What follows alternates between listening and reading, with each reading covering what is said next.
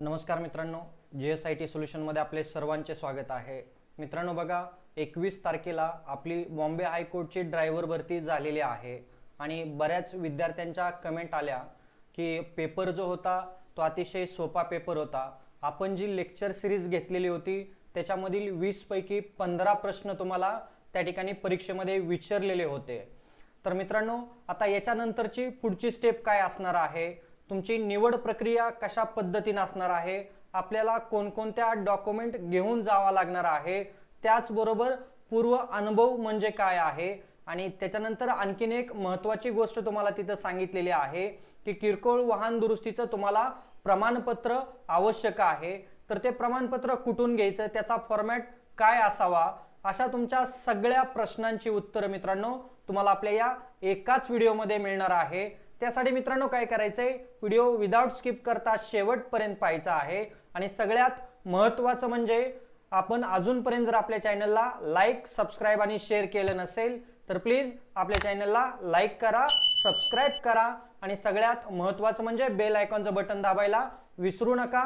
म्हणजे तुम्हाला असेच माहितीपूर्ण नवनवीन व्हिडिओ सर्वात अगोदर तुमच्यापर्यंत येऊन जातील. तर सगळ्यात महत्त्वाची अट आपल्याला तिथं दिलेली आहे की आपल्याला तिथं डॉक्युमेंट कोणकोणती न्यावी लागणार आहे आणि त्याचबरोबर त्याची निवड प्रक्रिया कशा पद्धतीने असणार आहे. बघा, 11च जागा होत्या आणि 11 जागेसाठी जवळपास 7,500 फॉर्म आलेले होते. तर त्याच्यामध्ये माझ्या अंदाजानं एक साधारणतः 7,000 विद्यार्थ्यांनी ही परीक्षा दिलेली असेल आणि त्या 7,000 मधून फक्त 11 कॅन्डिडेट बॉम्बे हायकोर्टसाठी सिलेक्ट केले जाणार आहे. उर्वरित कॅन्डिडेट जे राहणार आहेत त्यांच्यासाठी एक आनंदाची बातमी आहे. ST महामंडळामध्ये आपल्या जवळपास 7,000 पेक्षा अधिक ड्रायव्हर आणि कंडक्टर या पदांसाठीची भरती आलेली आहे. त्याचं नोटिफिकेशन देखील आलेलं आहे आणि ही भरती जी आहे ती भरती येणाऱ्या 1 महिन्यामध्ये सुरू होणार आहे. तर या भरतीची देखील तयारी आपण आपल्या चॅनलच्या माध्यमातून फ्री ऑफ कॉस्टमध्ये करून घेणार आहोत. आणि सगळ्यात महत्त्वाचं मित्रांनो म्हणजे तुम्ही जर DMERE साठी फॉर्म भरला असेल तर तुम्ही मला कमेंट करा किती विद्यार्थ्यांनी DMERE साठी देखील फॉर्म भरलेला आहे. तर मित्रांनो बघा, अशाच विविध क्षेत्रामध्ये ड्रायव्हरच्या भरती येत असतात आणि त्याची तयारी आपण करून घेत असतो. तर आता आपल्याला पाहायचं आहे की सगळ्यात महत्त्वाच्या अटी शर्ती काय दिलेल्या आहे. कारण 7,000 विद्यार्थ्यांनी परीक्षा दिली असेल तर त्याच्यातून फक्त 11च विद्यार्थी त्या ठिकाणी सिलेक्ट केले जाणार आहे. आणि हे सगळं करत असताना आपल्या सगळ्या गोष्टी व्यवस्थित असणं आवश्यक आहे. बऱ्याच विद्यार्थ्यांच्या मला कमेंट आल्या की आम्हाला 20 पैकी 20 देखील मार्क मिळत आहेत, 18 देखील मार्क मिळत आहे. म्हणजे तुमचं यश मित्रांनो नक्की आहे. ज्या वेळेला तुम्हाला तिथं डॉक्युमेंट व्हेरिफिकेशन साठी बोलवलं जाणार आहे किंवा पुढची जी प्रोसेस आहे त्या प्रोसेससाठी बोलवलं जाणार आहे, त्यावेळेला त्यांनी ज्या काही अटी शर्ती आपल्याला दिलेल्या आहेत त्या सर्व अटी शर्तीमध्ये आपण बिनचूक बसणं आवश्यक आहे. त्यासाठी आपल्याला आजचा हा व्हिडिओ शेवटपर्यंत पाहणं अत्यंत गरजेचं आहे. तर बघा, पहिली अट त्यांनी काय दिलेलं आहे, त्याचे तिचे चारित्र्य किंवा वर्तणूक चांगली असावी. बघा, आपलं जे काही चारित्र्य आहे, वर्तणूक आहे ती चांगली असावी म्हटलेलं आहे. तो ती करार करणे सक्षम असावा. म्हणजे आपण जे काही बॉम्बे हायकोर्ट आहे त्यांच्याबरोबर जो काही करार होणार आहे, जी काही ॲग्रीमेंट होणार आहे जॉबसाठीची, ती करण्यास आपण सक्षम असलं पाहिजे असं म्हटलेलं आहे. त्याचबरोबर तुमच्यावरती कोणतेही गुन्हे दाखल नसले पाहिजेत. बघा, आपण ड्रायव्हिंग करत असतो त्यावेळेला कोणताही गुन्हा आपल्यावरती दाखल नसला पाहिजे हे देखील त्यांनी इथं काय केलेलं आहे, नमूद केलेलं आहे. या गोष्टी आपल्या असल्या पाहिजेत. तिला नैतिक पतनाच्या गुन्ह्यासाठी दोषी ठरवण्यात आले नसावे किंवा तिला कोणत्याही न्यायालयात MPSC, UPSC किंवा कोणत्याही राज्यसेवा आयोगाद्वारे आयोजित केलेल्या परीक्षा निवडीमध्ये उपस्थित राहण्यापासून कायमचे काढून टाकले नसावे किंवा अपात्र ठरवले नसावे. हे देखील तुम्हाला तिथं अट देण्यात आलेले आहे. त्याचबरोबर तुमच्यावरती कोणताही फौजदारी गुन्हा वगैरे दाखल नसावा. बघा, पुढची अट आहे, तिला ह्यात असलेल्या पती पत्नीची संख्या एकापेक्षा जास्त नसावी. बघा, आपल्याला एकापेक्षा जास्त पती किंवा पत्नीची संख्या नसावी हे देखील इथं तुम्हाला अट घालण्यात आलेले आहे. आणि पुढची अट आहे बघा, याच्यामध्ये काय म्हटलेलं आहे की आपल्याकडे लहान कुटुंबाचे प्रतिज्ञापत्र असावे. आलं का लक्षात मित्रांनो? आपण ज्या वेळेला डॉक्युमेंट व्हेरिफिकेशन साठी जाणार आहे त्यावेळेला ह्या सगळ्या गोष्टी व्यवस्थित पाहणं अत्यंत गरजेचं आहे। आता आपल्याला इथं अत्यंत महत्त्वाचं पाहायचं आहे की याची निवड प्रक्रिया कशा असणार आहे। तुम्ही 2 स्टेप ज्या आहेत त्या 2 स्टेप कव्हर केलेल्या आहे आणि आता या 2 स्टेप कव्हर झाल्यानंतर आपल्याला याची निवड प्रक्रिया जी आहे ती निवड प्रक्रिया कशा पद्धतीने अंमलात येणार आहे ते पाहणं अत्यंत गरजेचं आहे। आता निवड प्रक्रियेमध्ये बघा, लेखी परीक्षा 20 गुणांची असणार होती आणि ती आपली परीक्षा 20 गुणांची झालेली आहे। त्याच्यामध्ये किमान 7 गुण उत्तीर्ण असण्यासाठी आवश्यक आहे। बघा, ज्या विद्यार्थ्यांना 20 पैकी 7 गुण मिळालेले आहेत ते सर्व विद्यार्थी पास आहेत। आलं का लक्षात?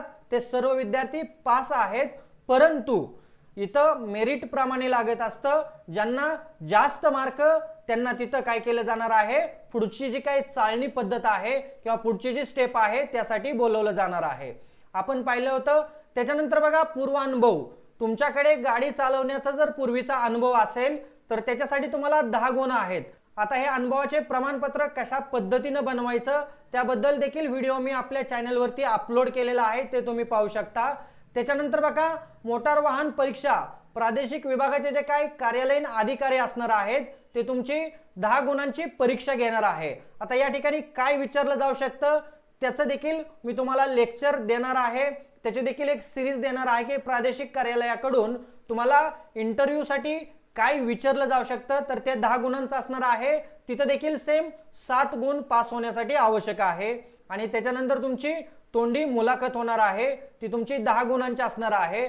आणि मुलाखतीमध्ये तुम्हाला कशा पद्धतीने सामोरं जायचं, तिथं कशा पद्धतीने तयारी करून गेली पाहिजे याचं देखील मी तुम्हाला मार्गदर्शन करणार आहे। त्यासाठी मित्रांनो तुम्ही जास्तीत जास्त कमेंट करायच्यात, यातील कोणता टॉपिक मी तुमच्यासाठी कव्हर करणं अपेक्षित आहे त्या पद्धतीनं तुम्ही मला कमेंट करा। कोणता टॉपिक मी कव्हर करणं अपेक्षित आहे त्या पद्धतीनं मी टॉपिक कव्हर करण्याचा 100% प्रयत्न करेन। आणि अशी एकूण तुमची 50 गुणांची निवड प्रक्रिया आहे। त्या 50 गुणांमध्ये 25 गुण सगळे मिळून तुम्हाला उत्तीर्ण होण्यासाठी आवश्यक आहे।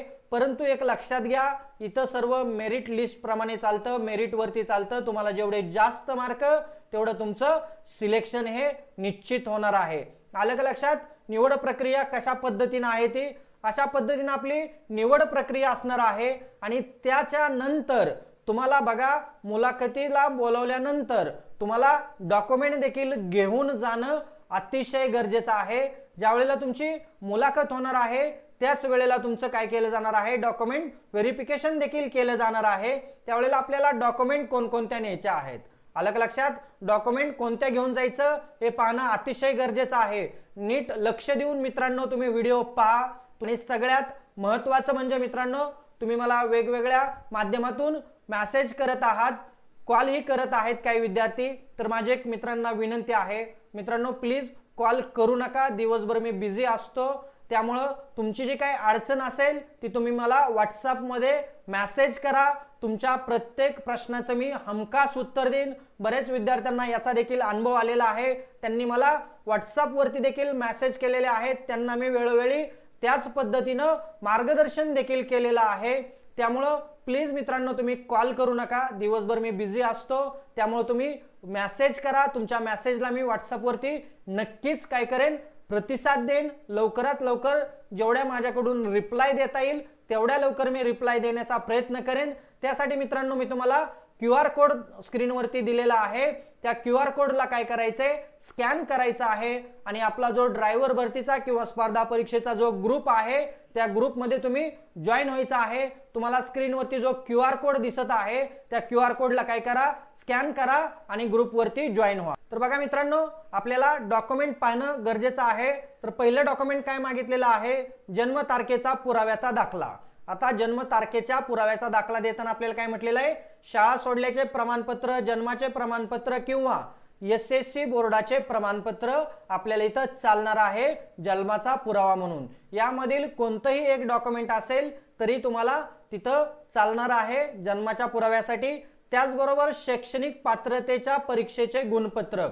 बघा, आपली ही जी भरती होती ती 10वी वरती भरती होती, त्यासाठी तुम्हाला 10वी किंवा तत्सम परीक्षा, 12वी किंवा तत्सम डिप्लोमा कोणत्याही मान्यता प्राप्त बोर्डाचा त्याच्यातून तुम्ही दिलेला असेल तर त्याचे गुणपत्र, जेवढं तुमचं हायर एज्युकेशनचं गुणपत्रक असणार आहे ते तिथं चांगलं कामाला येणार आहे, तुम्हाला तिथं डॉक्युमेंट व्हेरिफिकेशन करता, मुलाखती करता चांगली मार्क देऊन जाणार आहे। त्यामुळे तुमचं जे हायर क्वालिफिकेशन असणार आहे त्याचं सर्टिफिकेट पहिल्यांदा जोडायचं, त्याच्यानंतरचं आणि त्याच्यानंतरचं म्हणजे तुमची डिग्री असेल, डिग्रीचं प्रमाणपत्र पहिल्यांदा, 12वीचं प्रमाणपत्र त्याच्यानंतर आणि 10वीचं प्रमाणपत्र त्याच्यानंतर, अशा पद्धतीनं डॉक्युमेंट तुम्ही तिथं लावायचे आहेत मित्रांनो, जेणेकरून आपल्याला चांगले गुण जे आहेत ते इंटरव्ह्यू मध्ये मिळले जातील।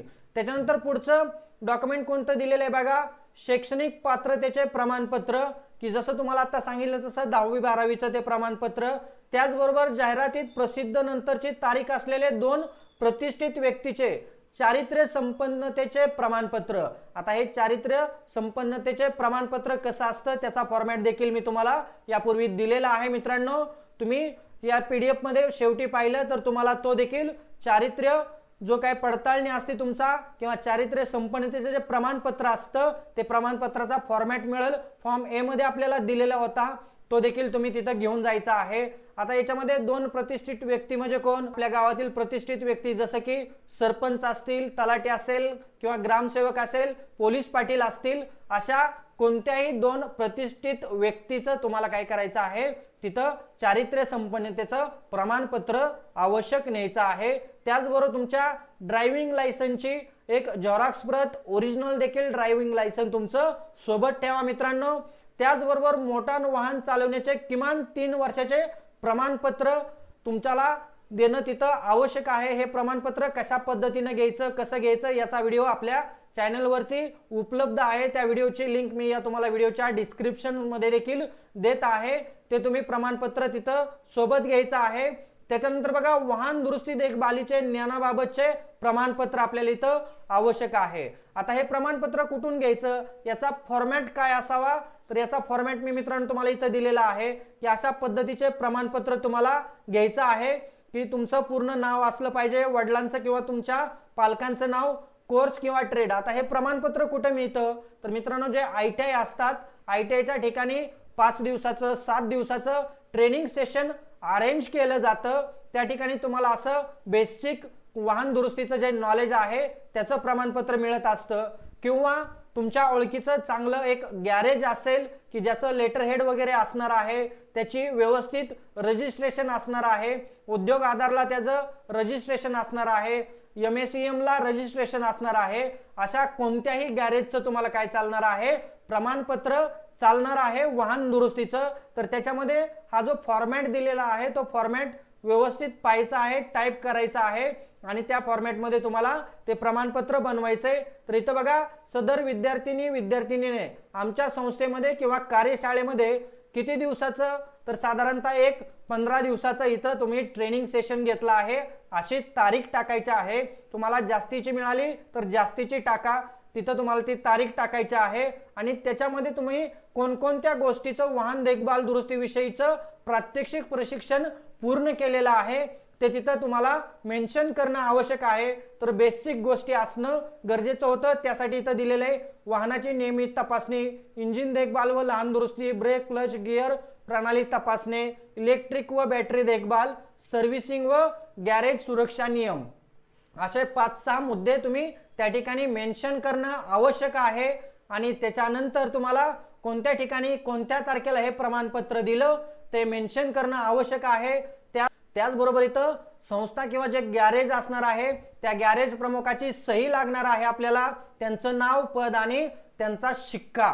महत्वाचं काय आहे, शिक्का त्या गॅरेजचं किंवा संस्थेचं असणं आवश्यक आहे। ज्यांनी प्रशिक्षण दिलं त्यांची सही, नाव आणि त्यांचं पद, या 3 गोष्टी देखील या फॉर्मॅट मध्ये किंवा या प्रमाणपत्रामध्ये असणं आवश्यक आहे। या सर्व गोष्टींनी काय करायचं आहे, तुम्ही प्रमाणपत्र वाहन दुरुस्तीचं तयार करायचं आहे। आलं का लक्षात, फक्त ते गॅरेज अधिकृत असलं पाहिजे, व्यवस्थित रजिस्टर असलं पाहिजे, त्यामध्ये त्यांच्याकडे लेटर हेड असणं अतिशय आवश्यक आहे आणि लेटर हेड वरती त्यांचं रजिस्ट्रेशन, जे काय बॉम्बे शॉप ॲक्ट लायसन्स आहे त्याचं रजिस्ट्रेशन किंवा उद्योग आधार आहे त्याचं रजिस्ट्रेशन नंबर मेन्शन करा मित्रांनो, ते अधिकृत व्हॅलिड धरलं जाईल। तर अशा पद्धतीची सर्व माहिती या प्रमाणपत्रामध्ये असली पाहिजे।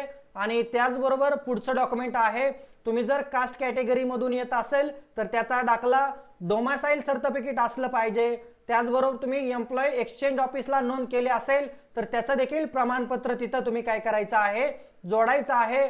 जर समजा उमेदवार शासकीय कर्मचारी असल्यास सक्षम प्राधिकाऱ्याकडून मंजुरी घेतल्याचं ना हरकत प्रमाणपत्र देखील तुम्हाला तिथं आवश्यक आहे. आलं का लक्षात?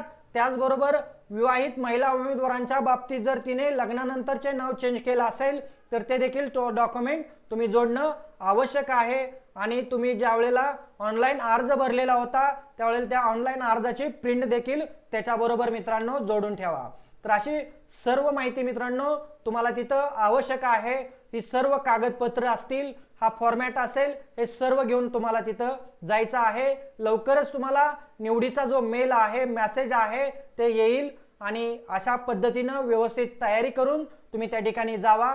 तुम्हाला कोणता टॉपिक कव्हर करायचा आहे ते मला तुम्ही कमेंट करा आणि मी तो टॉपिक तुम्हाला 100% कव्हर करण्याचा प्रयत्न करेन. आणि मित्रांनो, अशाच नवनवीन माहितीसाठी तुम्ही अजूनपर्यंत आपल्या चॅनलला लाईक, सबस्क्राईब आणि शेअर केलं नसेल तर प्लीज आपल्या चॅनलला लाईक करा, सबस्क्राईब करा आणि सगळ्यात महत्त्वाचं म्हणजे बेल आयकॉनचं बटन दाबायला विसरू नका. म्हणजे असेच माहितीपूर्ण नवनवीन व्हिडिओ सर्वात अगोदर तुमच्यापर्यंत येतील. तर भेटूया अशाच नव्या माहिती बरोबर. जय हिंद, जय महाराष्ट्र.